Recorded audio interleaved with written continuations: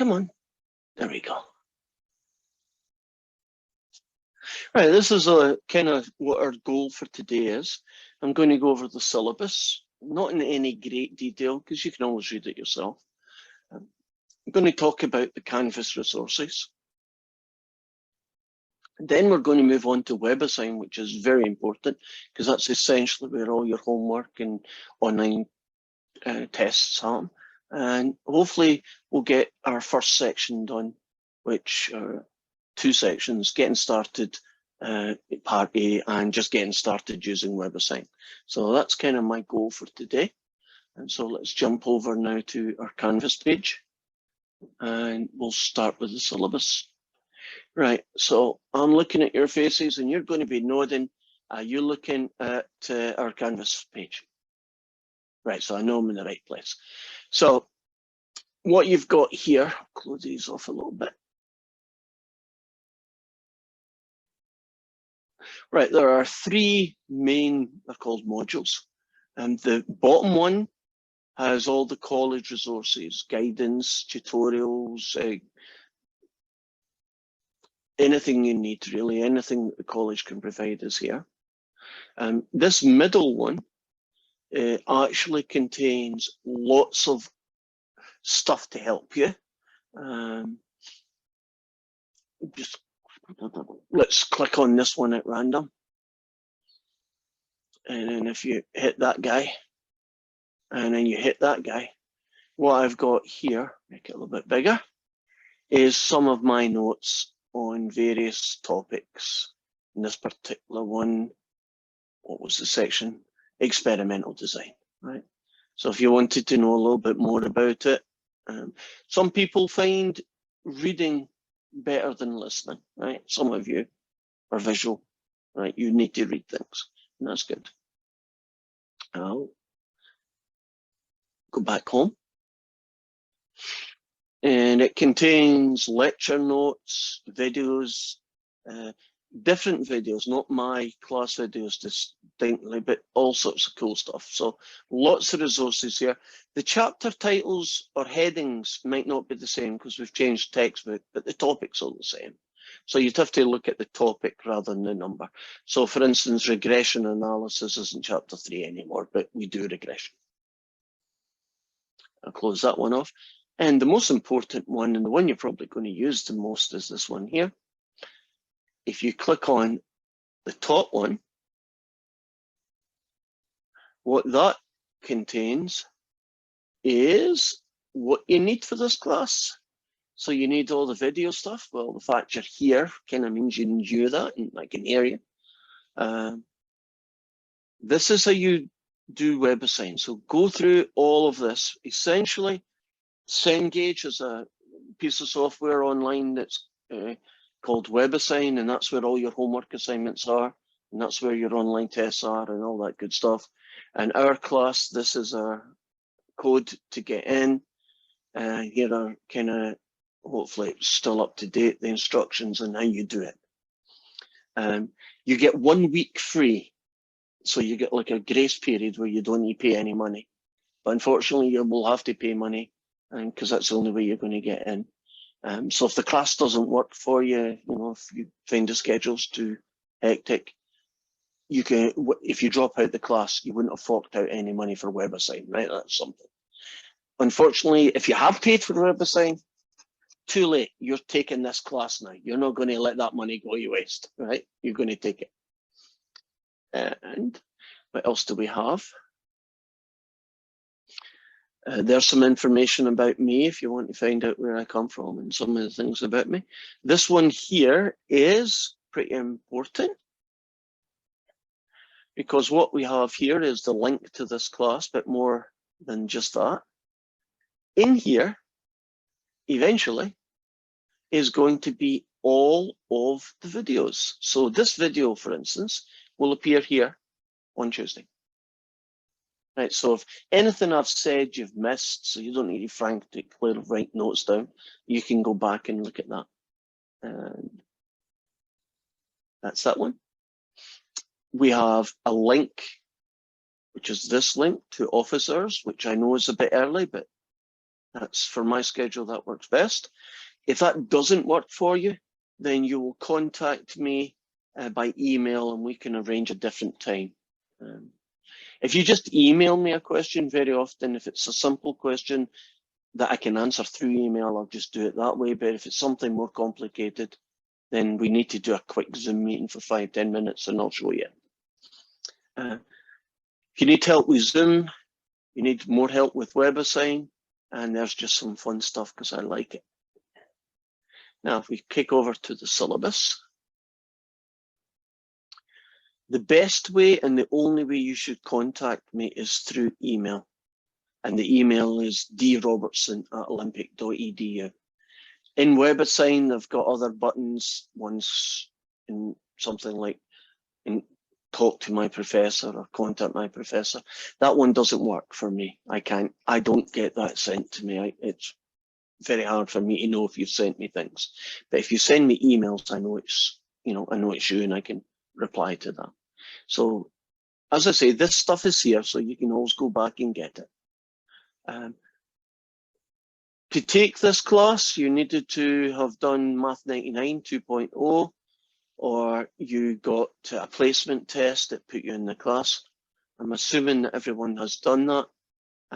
If you know that you shouldn't be in this class, you probably should just drop it out before anything, because in 2 or 3 days from now, I get sent an email saying John Smith hasn't got prerequisites, and then I have to drop you anyway. So here's some more information. Hopefully it's the same information as earlier, how to join WebAssign. We start today. We finish on Thursday the 18th, so it's 7 weeks.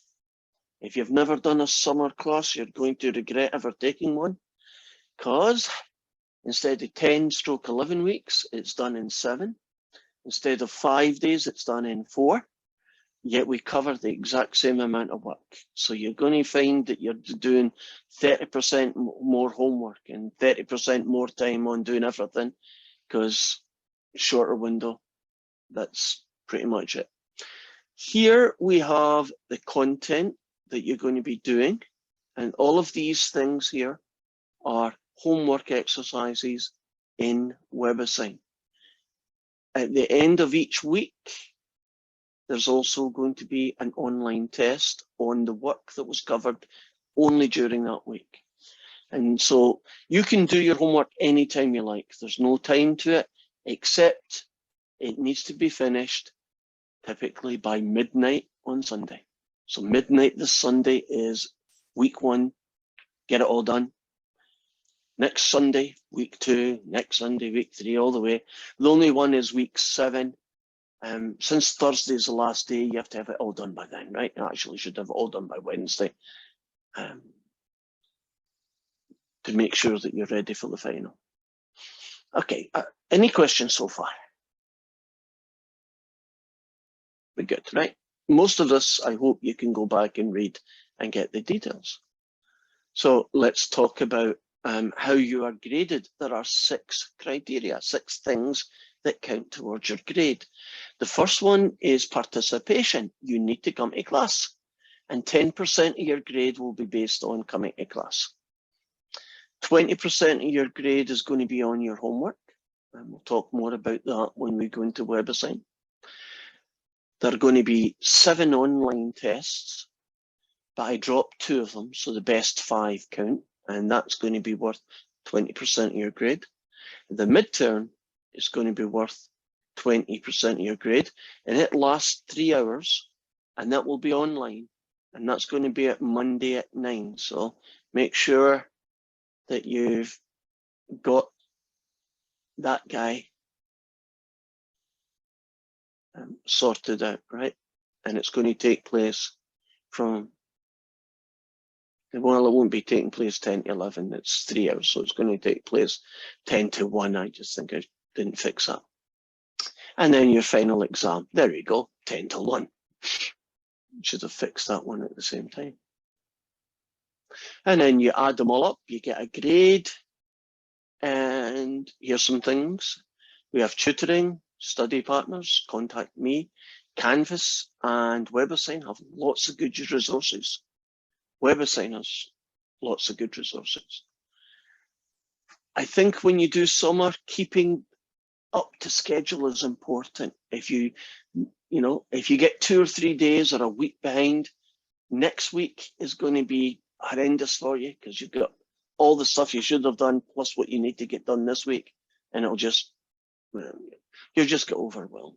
So I suggest that once we finish a section, that you go straight into homework, WebAssign as soon as you can and do the questions right away.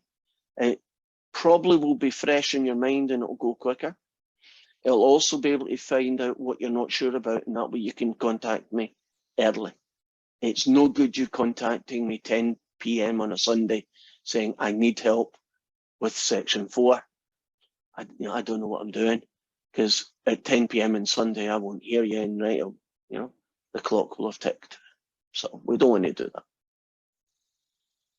And the usual kind of details about what we expect from people, like don't cheat and all the other stuff. Right, that's all I want to do with Canvas, right? Tons of stuff in there.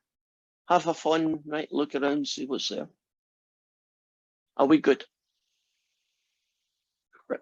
So I'm going to leave that one and go here. And hitting a few buttons. I'm not sure if you can see all these buttons. Are you looking at Cengage WebAssign? Right.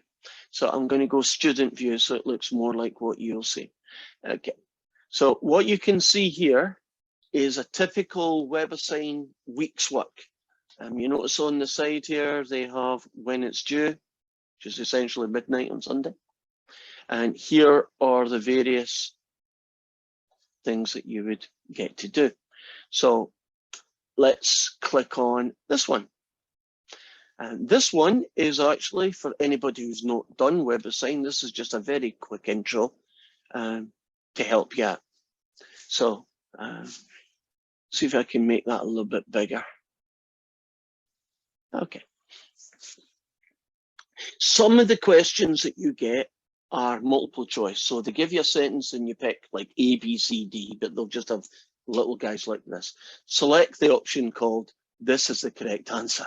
So you can see they're not asking you to do anything too strange, right? They're just getting you used to the buttons.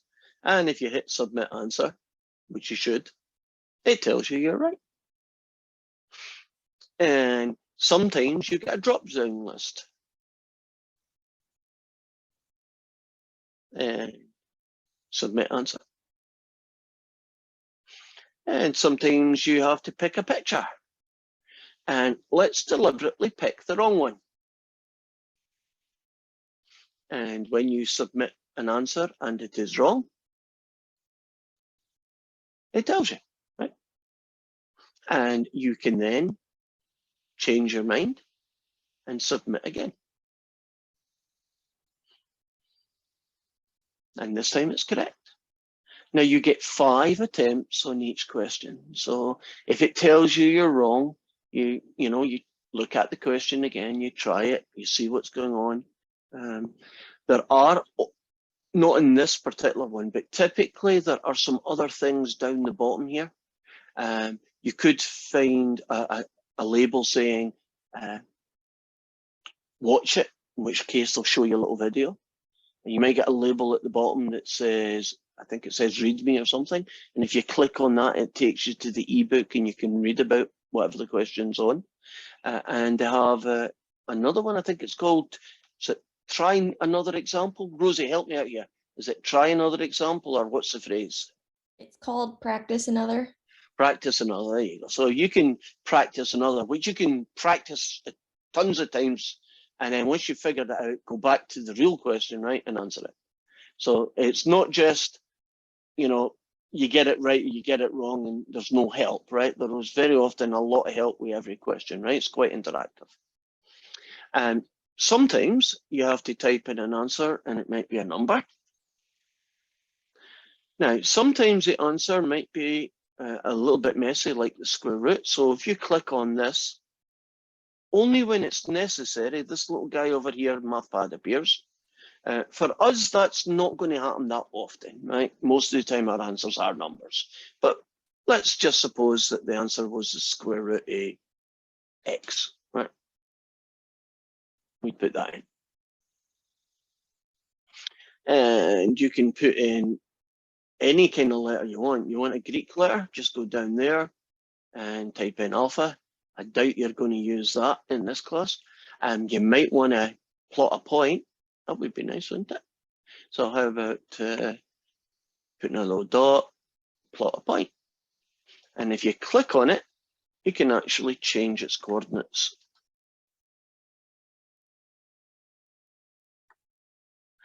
And that's especially helpful if the point is, like a decimal and it's very difficult to do a point.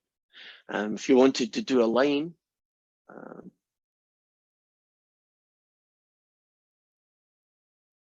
come on, do a line. Oops. Oh, it's not letting me. If I wanted to do a line, there we go.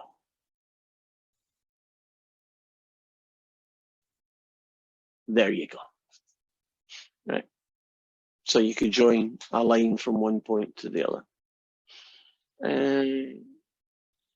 Basically, a whole load of stuff that you can practice. And then when you're finished, you can submit the assignment and it'll tell you what you got right and what you got wrong. So back to home.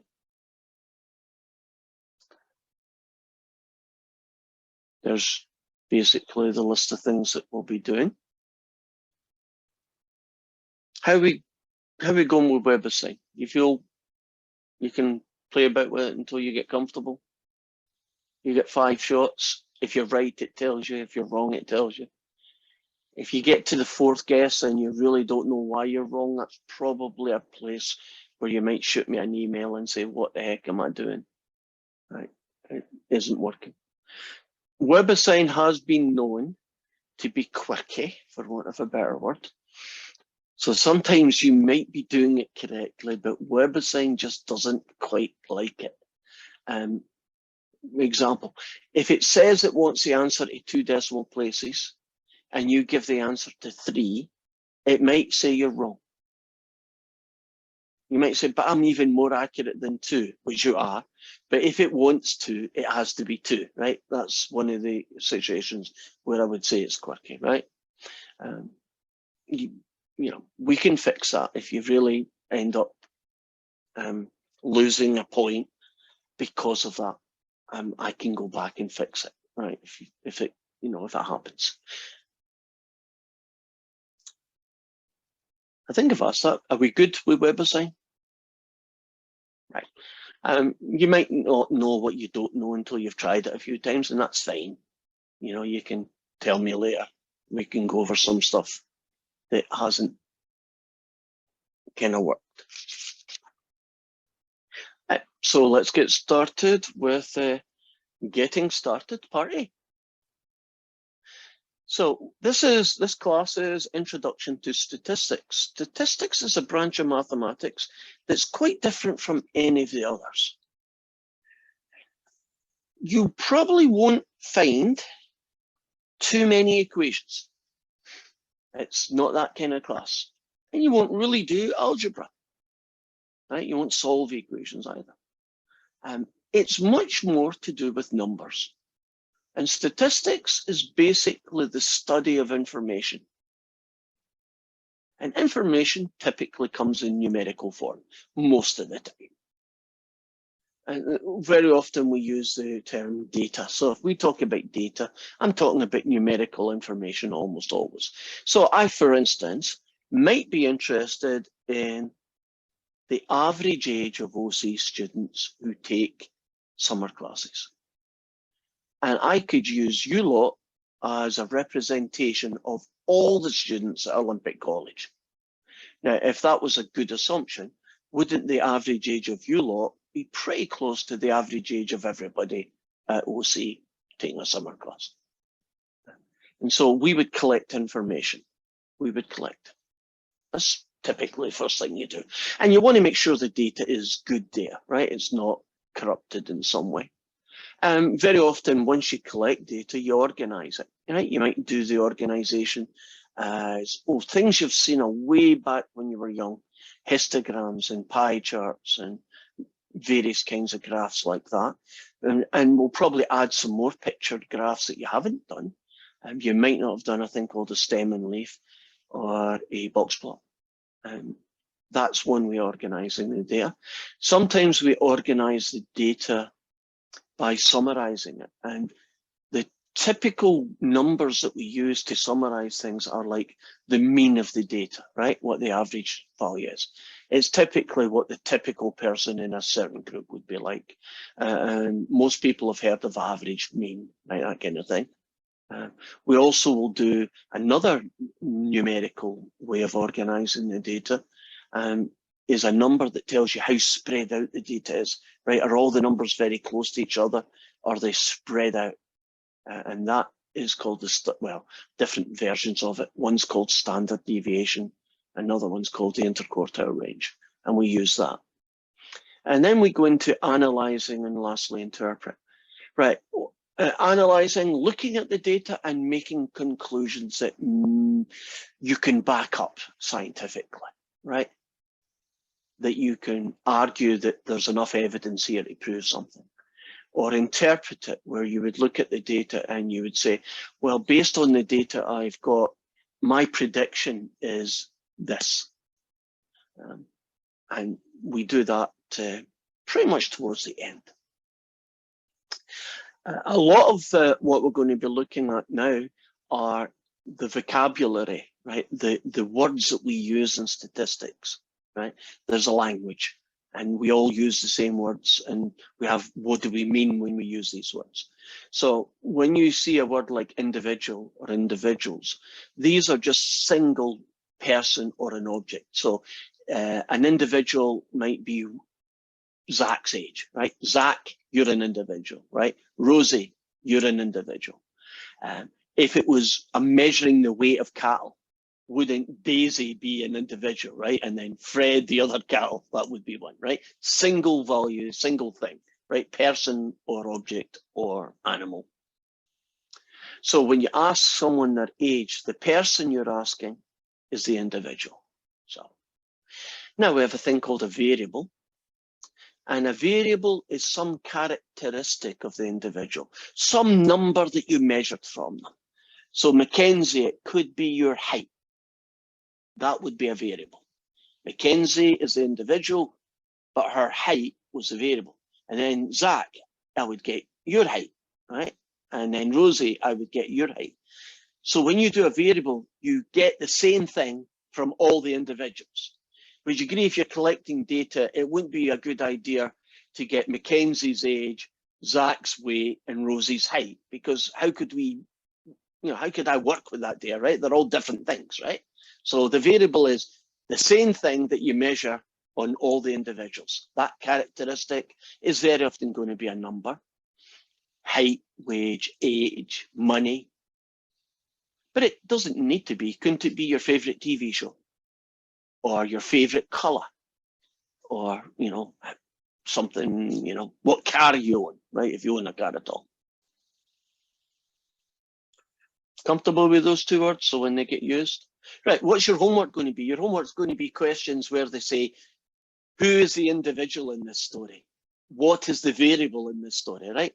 So they may have a sentence that says, Professor Robertson collected the ages of his 22 statistics students.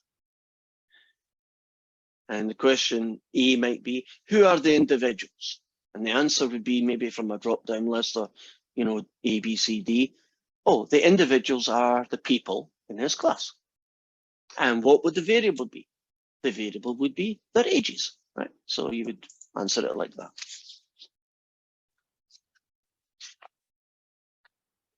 Now, here's two more words, two more terms. In statistics, when we use the word population, we use that to represent everybody that we were interested in collecting the data. So in my story, remember I said I'm going to use you lot to help me predict what the average age of all students at OC taking a summer class is, right? So the population there would be all the students in Olympic College, right? Everybody, right? That's the population. Now, populations can be huge. Couldn't it be everybody in Washington? Couldn't it be everybody in Bremerton, right? It could be just everybody who's at Olympic College, right? Different sizes. But as long as that's who you're interested in, right? So why can the population be important? If you are interested in a certain piece of information, you have to be aware of who your focus group is, who you're interested in, right? So for instance, if I was interested in who is going to win the next governor's election in Washington State, right? Suppose that's what I was interested in finding out. And the way I would do that is I would ask people, who are you going to vote for, right? Now, the population there has to be very specific. Doesn't it have to be people who can vote in Washington State? It wouldn't be any good, Brandon, to phone your aunt in Florida and ask her who's she going to vote for in the Washington election. And she might say, oh, I'm going to vote the Republican. Wouldn't her vote not be useful in the question that we were asking? So you see, population needs, God, if you've got an aunt in Florida, I've probably freaked you out there. Right? I just made that up, right? But you know, you get the gist of it, right? Population. So you might think that that is pretty obvious. Well, it's not always as obvious as you think. I can't be asked. Why can't I be asked in that sample? We call the people you ask the sample. Population is everybody who can vote in Washington State. A sample is just some people from that population, right? You can't ask everybody unless you've got a lot of money. So you only ask a couple of thousand, right? And that's how you predict. Why can't I be in that group? Or shouldn't be in that group?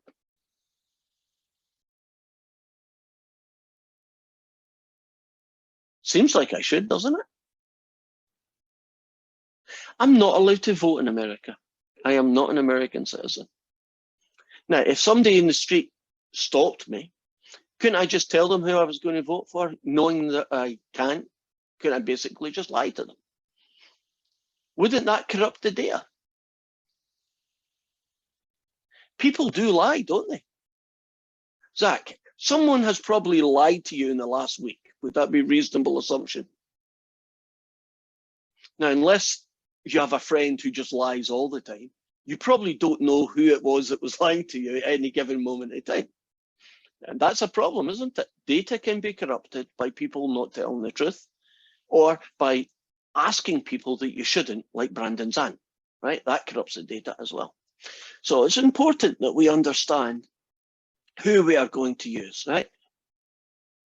For our population, and make sure our sample only comes from people who are in that population. Right? Otherwise, you get into trouble. Continuing with the vocabulary today. A population parameter is a numerical measure of some aspect of the population. So if I was interested in the average age of people who live in Bremerton, which means I can now be counted, right? Because I do live in Bremerton, right? If I wanted to know the average age of people in Bremerton, the parameter there would be the average age of people in Bremerton, right? Right, the population. Now, how I would predict that or estimate that, well, couldn't I just ask every single person in Bremerton their age? And that would be perfect. Wouldn't that be the answer, right?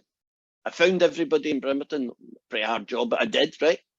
Spent a lot of money, got every single one of you, got your age, that would be done. If I did that, right, the parameter would be 33. Let's say that's the average age. If you ask everybody, by the way, it's called a census. And you know, the only people that I know that can afford censuses are governments. You know how expensive it is to collect data on, at least theoretically, everybody. That's the only people who can afford it. So parameter is some number. Now, if I'm interested, for instance, in the number of children that couples have, right, then the parameter there would be the average number of children, right?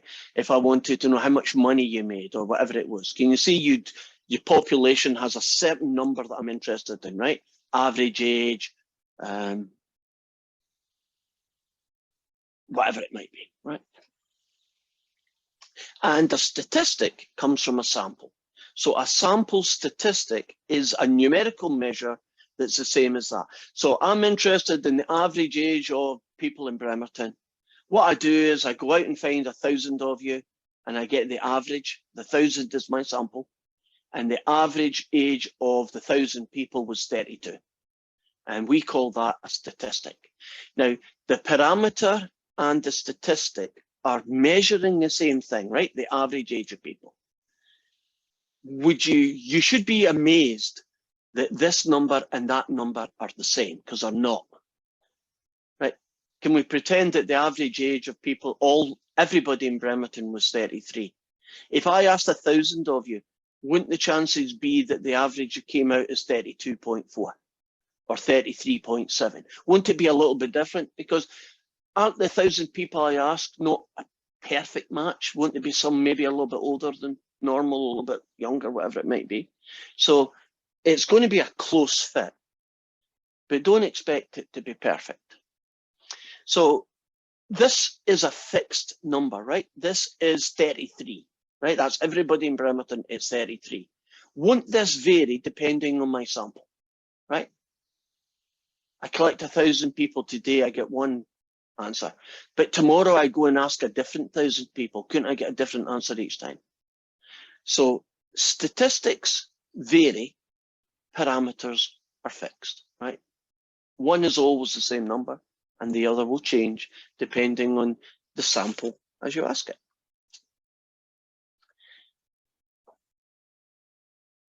Right, this is the last chunk of kind of notes, and then we're going to go and look at WebAssign and maybe put some of those topics that we've talked about into practice and show you what the homework looks like. Now, the last kind of piece of the puzzle is this stuff here. The data that we talked about, right? The numerical numbers, or if it is numbers at least, falls into two distinct groups. Sometimes your data is qualitative. Now that's data that is not numbers, and that can get collected. Couldn't I ask everybody what your favorite color was? Red, green, blue, yellow, right? Wouldn't the data I'd be collecting there words, right? Red, blue, green, yellow. And all I could probably do there was how many of you like blue, how many of you liked yellow, and so on and so forth, right? Qualitative data can then be broken into two main categories. One is called nominal. So qualitative data, things that are not numbers, can be nominal. And nominal is when there's no obvious order to the data. And let me put a little addendum to that. No alphabetical order doesn't count, because can everything be put into alphabetical order? Right. When I say obvious order, I mean something, as you'll see, ordinal, what I'm getting at there. But right now, no obvious order. So an example, red, blue, green, yellow. Should red be first and blue second? Should blue be first? Red. Do you agree colors can't really be put into any normal order, right? There's no natural order to them. Favorite TV shows.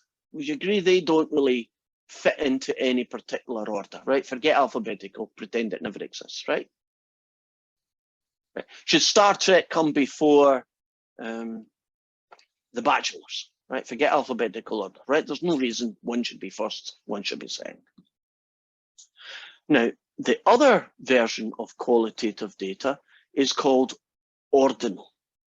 And ordinal is when there is an obvious order to the data. I'll give you an example of that. Suppose I decided to go to high school and ask a whole load of students what grade they're in. Now, what I'm talking about here is sophomore, junior, senior, and I've forgotten the fourth one. What's the fourth one in high school called? Sophomore, junior, senior, somebody else on that list. Freshman. Freshman, right. Would you agree that you can put them into order, couldn't you do, and I'll probably get them wrong, is it freshman, sophomore, junior, senior? Would that be the correct order? Correct. Right, so do you see that that can be put into order, even although the answer is a word, right? I'm a junior, right? But they have a natural order. Suppose you ask people, do you like Pepsi Cola? And you gave them a choice of hate it, it's okay, love it. Would you agree that as a natural order, right? From hate it to love it, right? Anybody come up with another one? It's hard for me to think of things on the spot at the moment. Can you think of some data that is words but has a natural order to it, that you could put it in order?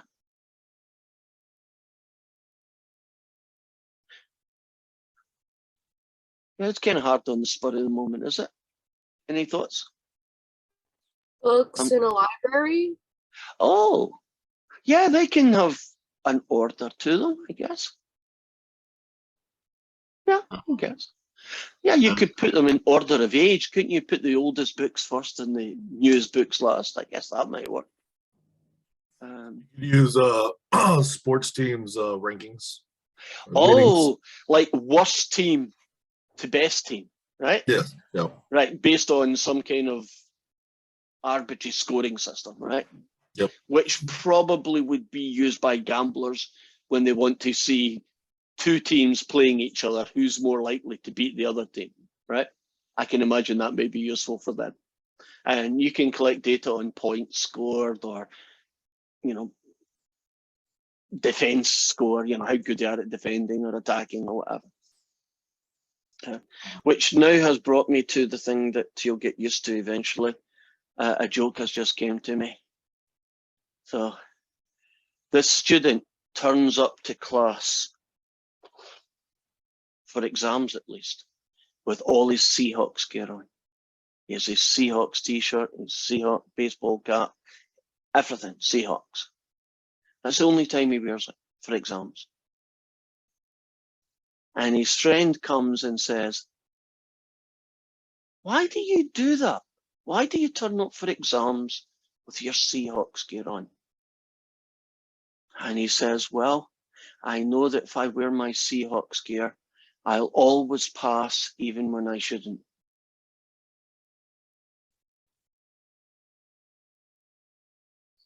Now, only about 3 of you got that. Mackenzie, did you get that joke? Is it still too soon? It's getting there, right. Okay, back to work. Nominal is things that are not numbers, but you can't put them in any sensible order. Alphabetic doesn't count. Ordinal is, they're still not numbers, but at least you can put them in order, right? Order of who's best, order old to young or young to old, order, high school. We don't spend an awful lot of time on this kind of data. And the reason why we don't do that is there's not an awful lot you can do with this kind of data. Right, you can organize it. You can maybe find things like what's the most popular color, some things like that, but you don't get to do too much clever stuff. So we do cover it, but not in any great detail. On the other hand, we have stuff called quantitative, right? Quality, quantity, right? To me, quantity makes me think in numbers, doesn't it? The quantity of something is how many you've got. That's how I think about it. So quantitative, this is data that is numbers. So, God, lots of examples of that. Person's age, weight, height. How much your cows sell for, right? One cow sells for more money than the other, right? How much coins you've got in the pocket, what you got in all your tests, right? Lots of different things have numbers attached, right? So quantitative data, big. We like quantitative, right? Numbers we can do a lot more with. They break into two subgroups, just like these break into two. But the way they break into it is a little bit more sophisticated. One group of numbers are called interval level numbers or interval level data. And these are numbers that you can't divide. So any data that you've got that's numbers will be interval data if division doesn't make sense. So I'll try and give you an example of that. Take temperature. Right. If it's 40 degrees and the other temperature is 80 degrees, you might say, it's twice as hot. Right, 80 degrees is twice as hot as 40. Do you know in physics, they'll tell you that's not true. Now you might think, yes, it is 80 divided by 40, it's 2, it's twice as hot. Well, that's if it was 80 degrees Fahrenheit. Do you know if you turn those two numbers into centigrade, see if you divide them, it's not twice the other one, is it? Isn't temperature an interval level? That would be an example of interval level. Kind of hard for me to think of another one off the top of my head, but I'll try. Another way of telling if it's interval level data is they don't have a true zero. Now, what do I mean by that? 0 degrees Fahrenheit is 0. 0 degrees centigrade is 0. Right? 0 degrees Kelvin. If anybody's ever done physics, there's a temperature scale called Kelvin, right? Do you know those 3 zeros, aren't they different temperatures? 0 degrees centigrade is 32 degrees Fahrenheit. And I can't remember off the top of my head what it is as Kelvin. But I can tell you 0 degrees Kelvin is bad news, because isn't that the number where matter disappears and doesn't exist anymore? So there is a way of testing. Say to yourself, is that 0 really a 0? Could I measure it in a different way? That's not as common, but you do get data that is this. This is more common, ratio level. This is when you can divide numbers. To give an example, if you had 6 children and someone else had 3 children, wouldn't it make perfect sense to you say, I have twice as many kids as the other person? Right, 6 to 3. Would you agree, I have 0 children, can only be interpreted as one way? There's not another way of measuring how many kids you've got, right? If you've got 0, it's a true 0. Weight, length of a piece of wood, right? One piece of wood is 10 centimeters, the other is 50 centimeters. Isn't the big piece 5 times as long as the little piece, right? You can divide them. And that's called ratio level, right? Data that looks like that. You see there's a kind of sophistication here, right? Interval level, dividing the two numbers has no real meaning, right? And zeros don't really exist. Ratio level is much more natural, right? Most numbers fall into that category, right? You can divide them and it means something sensible, and 0 means something sensible. For instance, if a piece of wood was 0 centimeters, wouldn't that mean there was no piece of wood left, right? It was gone. And last but not least, within both those categories, the data can be continuous and it can be, or it can be discrete. Data is continuous when it can take any value between two numbers. So for example, height, weight, and length are all examples of that. Imagine you had a piece of wood and you measured it, right? And it was 4 inches long and it was 5 inches. A different piece of wood was 5 inches. Can't you get a piece of wood that's any number you like between 4 and 5 inches? Couldn't you get a piece of wood 4.2 inches long, 4.234 inches long, right? As long as you had an accurate machine, couldn't you have a piece of wood any number between 4 and 5? Can't you be any weight between 110 and 111? Right, if you measure it accurately enough. Can't you be any height between 6'6" and 6'7", right? Those are examples of continuous data, where any two numbers, you can have any value between them as well, right? Now, discrete data, you can't do that. So example, discrete data. Can you have 3 kids and you can have 4 kids, but you can't have 3.1 kid, right? You're not allowed to have 3 kids in a head, right? 3 kids, 4 kids. Can't you have 2 coins in your pocket, 22 coins in your pocket, but you can't have 2.3 coins in your pocket, right? Do you see the examples of discrete data is you can only be this number, this number, this number, right? You can only be specific values. Does that make sense? So you're going to get questions where they tell you a story about some data, and then they ask you various versions of this question. So here's my first question, open to anybody. I decided to collect some data from you lot, and I asked you which countries in the world you visited. What kind of data have we got between those two? Agreed, qualitative. Now, I could say, okay, it is qualitative. What version of qualitative do we have? Nominal or ordinal? Be nominal, wouldn't it? Agreed. Apart from alphabetic order, countries can be put in any order you like, and we don't count alphabetic. Right. Next question. I decided to collect from you information about how many brothers and sisters you've got. Okay, qualitative or quantitative this time? Quantitative. And from the subgroup, which of these two is it? Ratio level. Correct. And which of these two is it? Discrete.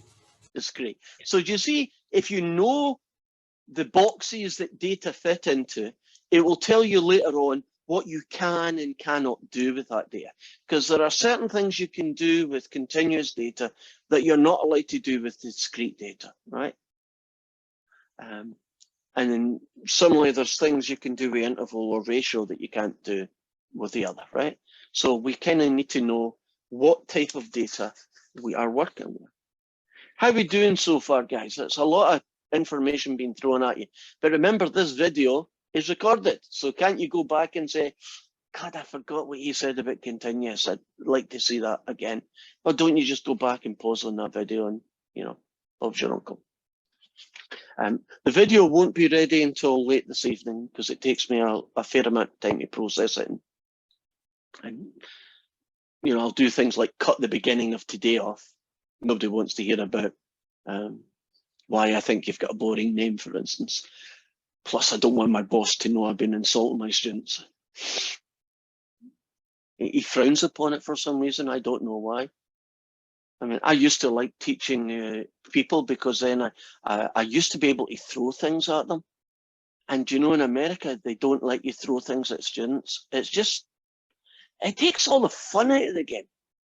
Right. Yeah.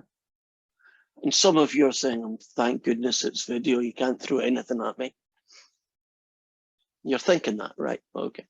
So let's close this one off and let's get to chapter 1, getting started, part A. And okay, why didn't that kick in? Oh, it did. It kicked in a different page. Okay. Okay, I should be ready to switch over. And tell me, are you all looking at chapter 1? Right, because sometimes I do this and I rant on for 5 minutes and then somebody will say, we can't see what you're talking about. which is very frustrating for everyone concerned. Okay, so we are looking at this question here. Oh, I changed my mind. I'm going to do it a slightly different way. Let's do it the way you would see it. There, just a minor change. It's cool. All right. I don't know. I'll try and make it bigger, but it's kind of hit and miss when you do things bigger. Yeah, that's too big. Okay. Now, in a friendly study, what is the difference between an individual and a variable? Now, I don't know why it's a friendly study. It could be an unfriendly study. It wouldn't change the answer. But you've done a study, and what's the difference between an individual and a variable? Well, if I choose this one, an individual is a member of the population of interest. A variable is an aspect of that individual subject or object being measured. In fact, wasn't that basically my definition using slightly different words? So if you weren't sure, you could read through the list and hopefully. Now, for instance, see this one here, which looks very similar to the top one. An individual is the population of interest, right? And then, let's highlight it, an individual is a member of the population of interest. And this one says an individual is the population of interest. You see, there is a difference between those two. Right? So there is only one correct answer, which better be that one. And I will hit submit answer. And it's correct. Now, since you get 5 guesses, do not do this. I'll just pick the second one. I'll just pick the third one. I'll just pick the fourth one. I'll get 5 guesses. I'm going to get it right eventually, right? And that's not a good way of doing that, because what's going to happen when you come to your test, you actually don't know the answer, do you? And the test won't tell you if you're right or wrong. Now, so let's suppose I'm not 100% sure, or that all 4 of them sound kind of right, so I can't make up my mind. Couldn't I do a read it? And that will take us to our ebook. And you can get to the ebook separate, right? There's a little tab at the left and you get ebook and you can just read it like a normal textbook. And it goes on and change the page and change the page. And can't you read about it all, right? Nominal and ordinal, interval and ratio. Do you remember those guys, right? You can do all that. And let's see if I can go back. And not always, but I can click watch it. And I can play a little video. And it says, what is the difference between an individual and a variable, right? And you can watch a video. So do you see what I'm getting at is that it doesn't leave you hanging out there. It doesn't WebAssign give you resources if you're not sure about something. And I want you to use those. I want you to make sure that you, if somebody gives you another question, you know what the answer is, right? You're not guessing or half guessing, right? You know, because you've done enough to figure it out. So what is the difference between a parameter and a statistic?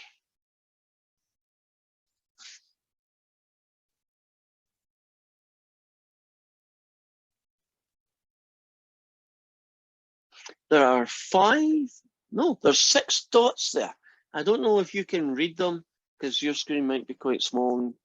I can't make this any bigger. I think it cuts off the end if I do.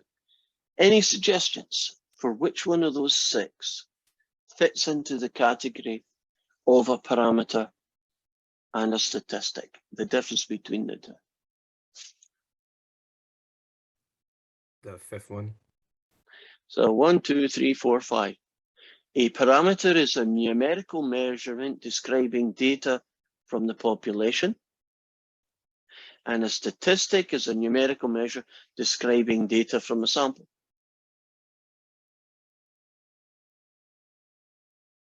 I like that one. And submit. And it likes it. So, boom. Are you getting used to how they ask you the questions about the vocabulary, right? So I'm not going to do too many more of these questions, but here's one where you watch a video and then you answer some questions. They even have a little transcript so that you can read what the guy was saying as well. Now, what about this one? Numbers are often assigned to data that are categorical in nature. And categorical is a new word for you. Categorical is when you put data into, obviously, categories, but it's actually quantitative. And the reason I'm saying that is, yes, it's got numbers in it, but aren't those numbers just codes? So really, aren't they asking you, do you use Twitter, email, text, Facebook, or blog, right? But the reason they turn into numbers, isn't it just more convenient if you write down 1, 3, 2, 2, 1 without having to write the whole sentence down? So it just makes collecting the data. So although there is numbers attached to that, would you agree that this is still quantitative data? So if you see categorical items, right, things that are put in categories, we just take that as a special version of qualitative, right? Qualitative, right? Say that again, qualitative. Okay, are these numerical assignments at the ordinal level or higher? Now remember, nominal or ordinal. Could you put those 5 things in a natural order? If you can, they're ordinal. If those data things, could you shuffle them up and it wouldn't make any difference? Then you're looking at nominal. So would you agree that this is a nominal? Yes. Right. Now, here is coding, which they very often use. In fact, they typically use, if you've ever done a survey, they typically use a 5 code system. You know, when they ask you questions about your opinion, and at one end, I'll have to, the camera kind of switches the order for me, but at one end, it says, absolutely hate it, or totally disagree, right? Totally disagree, somewhat disagree, I'm on the fence. Yeah, I sort of agree. I totally agree. Can you imagine that kind of scale? Now, in this case here, would you agree that these do have a natural order? Right, from not helpful to extremely helpful in this case. And when it is in order, like this, it has a natural order, won't we call this ordinal? Right, and so you pick from the 2 yeses.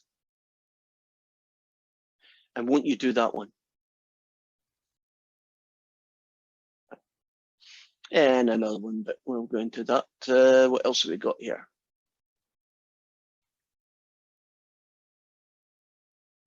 Okay, this one is asking you, what is the variable?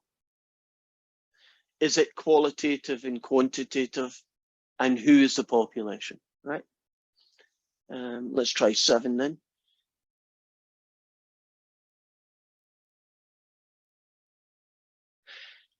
Okay, this is unusual. I'm glad I stopped here. Suppose you've got data that's nominal. Is it quantitative or qualitative? Qualitative. Right.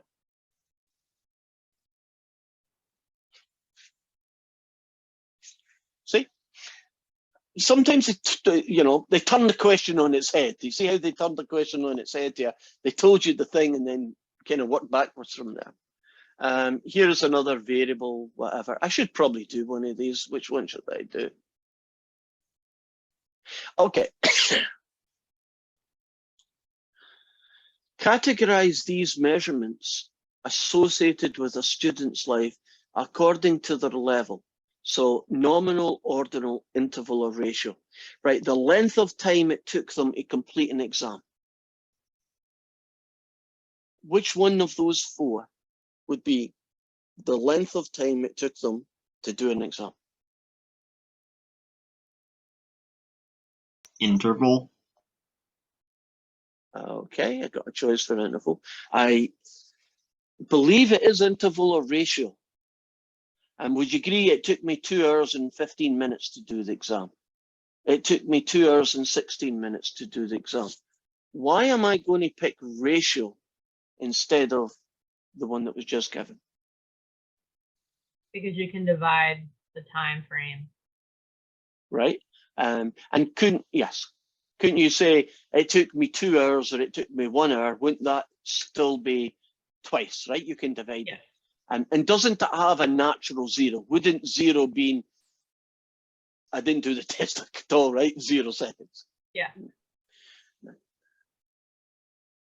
Now, this one says the time of the first class.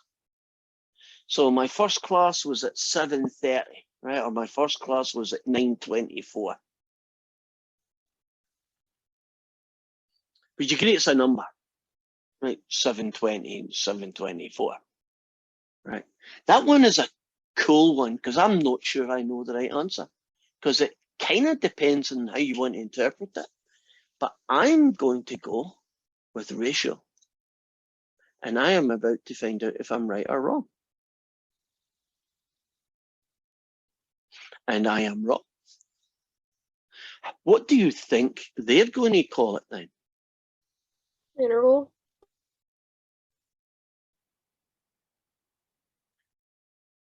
I think I know the answer now.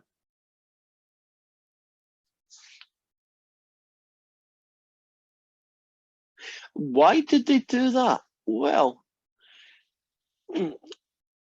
if the time is 4 o'clock and the time is 2 o'clock, would I be saying that the second one's twice as late as the first one? You know, dividing them doesn't make sense, I guess. So I can agree with that. Now, if you're doing the major field of study, right? So my major field of study is nursing. I'm going to pick nominal for that. Couldn't it be nursing, mathematics, statistics, science? Would you agree there's no natural order to that? You know, should nursing come before science, right? No, I don't see that. And then they have some scale ones. Course evaluation on a scale, and the scale is poor, acceptable, or good. So you take the math class and you say, yeah, it was poor. I didn't think it was he did a good job, or it was good, or whatever. Which of those categories does that data fall into? Would be ordinal. It would. Would you agree it's words, so that makes it in the first group, qualitative, right? And would you agree it does have an order to it that makes sense? And because it has order, ordinal. Ordinal, right? That's how I try and remember, right? Ordinal, right? It's got order, it's ordinal. Now, score in the last exam based on 100 possible points. We could argue this one, but I am going to go interval. Oops, wrong place. I'm going to go interval.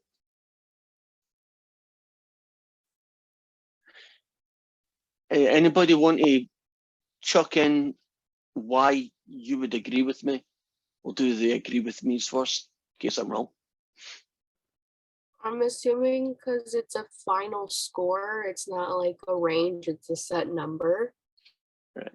Yeah, I'm assuming that you get 22, 82, 83, right? You only get whole numbers. That's my assumption. Now, there's no great detail. They just said based on 100 possible points. So that's why I'm arguing that one, right? Let's do the age of students and we'll check it. What about your age? I'm going to pick ratio for that one. Why would ratio work for someone's age? Because you can say I'm like half the age of you. Yeah. Okay, you don't need to make me feel that bad, Zach. Can you just say I'm 40% in the age of you or something? That'd be worse, actually. Okay. Now, read it, watch it, master it, right? We'll come back to that in a minute. Let's check it first.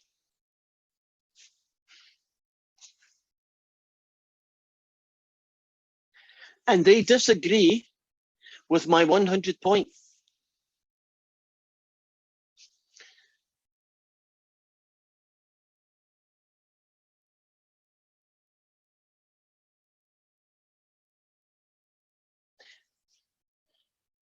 I guess you could divide an exam. Couldn't you get a 98.5 or something? You could break it up. Yeah. You could say I get twice as many points as you. I guess you could say that, couldn't you? Yeah, that makes more sense, doesn't it? John got 80 and Peter got 40. John did get twice as many points, right? You can divide them, it makes sense. But you see, that's how you learn, don't you? You get that and then you think, okay, why? Oh, yeah, it makes sense to me. Now, if you were having trouble with any of these, you could click the master it one.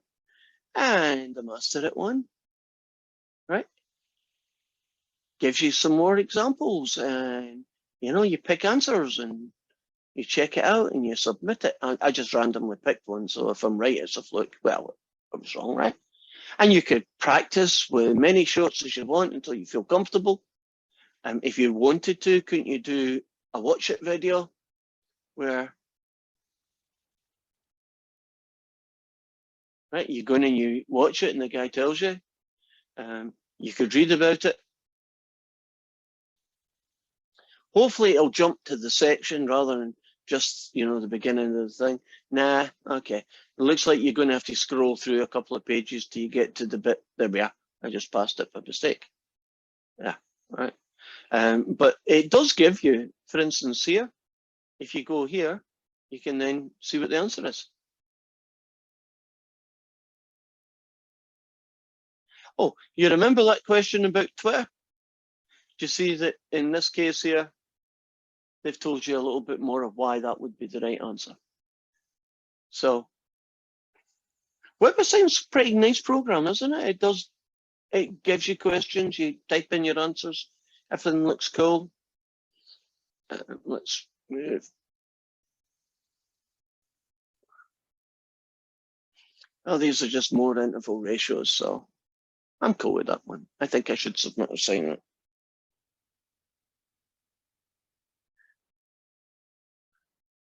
So far, so good? Right. I know that normally we have a lot of time, but your first day is kind of a lot in it. So I think we've probably reached a nice transitions point to finish. So now I'm taking attendance. So the way I take attendance is you just type into chat your last name, right? So your last name, in your case, Young or Sinclair. But I don't know